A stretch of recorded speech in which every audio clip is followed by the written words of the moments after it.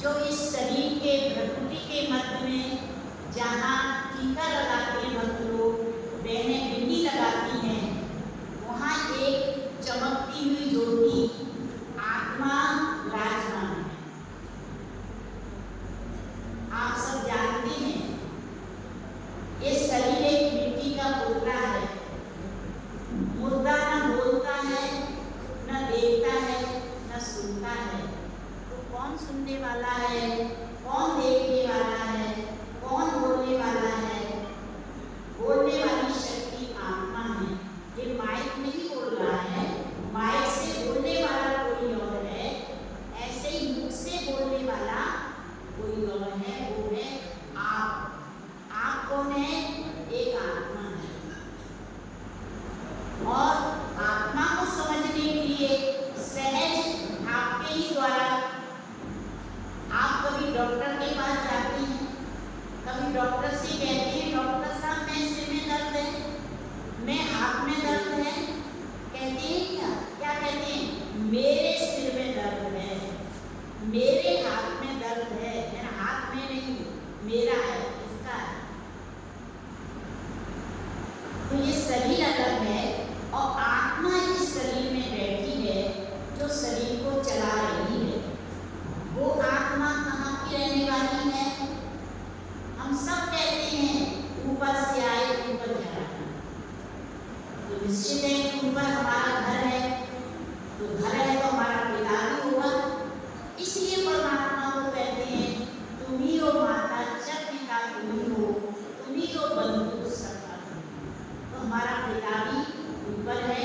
तो अब हम सभी चलते हैं अपने पिता के पास। मेरे साथ साथ आप चलेंगे, जैसा हम बोलेंगे वैसा ही आप देखेंगे।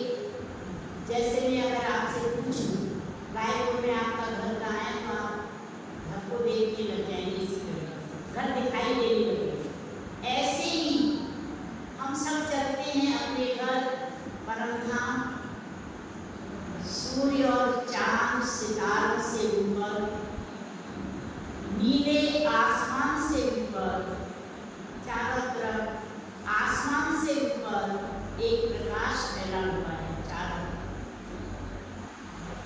और उस प्रकाश की दुनिया में एक बिंदु चमकता हुआ दिखाई दे रहा है। वही हम सबका पिता है, जिसको हम कहते हैं परमात्मा शिव बाबा, ज्योति बिंदु, निराकार, भोलेनाथ, हम सबका पिता ऊपर विराजमान है। और वो चमकता हुआ सितारा जिसके नजदीक हम सब पहुंच चुके हैं, आत्मा ज्योति बिंदु, उस परमात्मा से शक्तियां निकल रही हैं।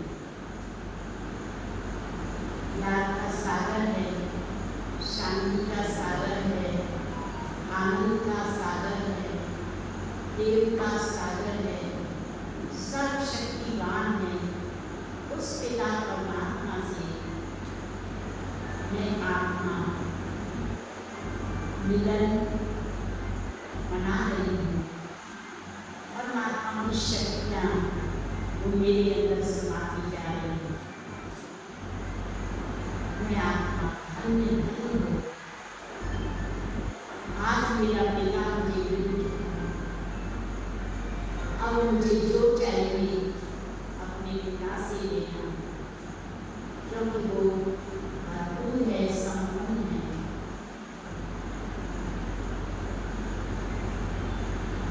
इसी प्रकार परमात्मा से जब चाहेंगे तब आप मिल सकेंगे। किसी भी प्रकार का कोई और उसमें कारण नहीं है।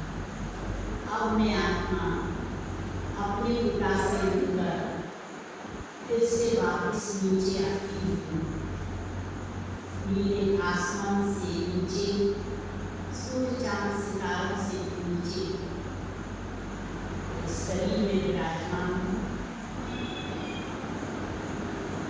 अब मैं आत्मा ऊर्जावान बन चुकी हूँ। अब मेरे लिए किसी भी प्रकार की कोई भी कमजोरी नहीं। अब मैं शक्तिशाली आत्मा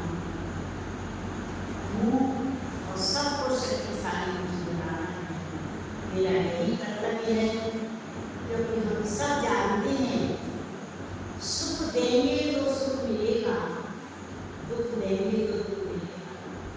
कहा गया है कर भला होगा भला। हम सब अपना भला चाहते हैं, तो हम सब आज से सबका भला करना शुरू कर देंगे, क्योंकि प्रकृति का नियम है। खेती में गेहूं बोते हैं तो गेहूं मिलता है। इसी प्रकार से जो हम सोचते हैं, जो हम बोलते हैं, आज नहीं तो कल को हमें रिटर्न होके मिलेगा। इसलिए आज से हम दृढ़ संकल्प करते हैं कि कभी भी किसी के लिए हम दुख देने वाली बातें नहीं सोचें। भले आपको किसी ने दिया है, वो नहीं जानता है, बेचारा है, लेकिन आपका ही तो भाई है। क्या कहते हैं हम सब? हिंदू मुस्लिम सिख ईसाई आपस में सब भाई हैं। हम सब एक पिता के बच्चे हैं, भाई भाई हैं। इसलिए मैं कोई छोटा है, कोई दुखी है, उसको हमें समझाना है, बताना है और हमें उसको इस दुआ के साथ बताना। आज के दिन के आयोजन में उपस्थित मंच पर पधारे हुए मेरे अपने सभी भाई बहनों ने अमूल्य समय दिया है। सभी को सुखी बनाने के लिए आपका आशीर्वाद की तरफ से बहुत बहुत धन्यवाद। और सभा में उपस्थित मेरे भाई बहन हैं जिन्होंने इस कार्य के लिए अपना समय निकाला है। निश्चित वो महान आत्मा है और महान बनकर रहेंगे, क्योंकि स्वार्थ की दुनिया में सब बिजी हैं।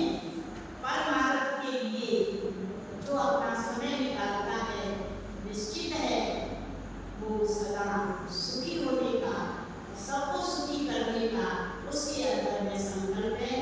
आप सभी आश्रम से जुड़िए। आप यहाँ भी कोई ऐसी जगह देंगे तो बहनें आके यहाँ भी सिखाएंगी और आप रीवा करना चाहेंगी तो रीवा में भी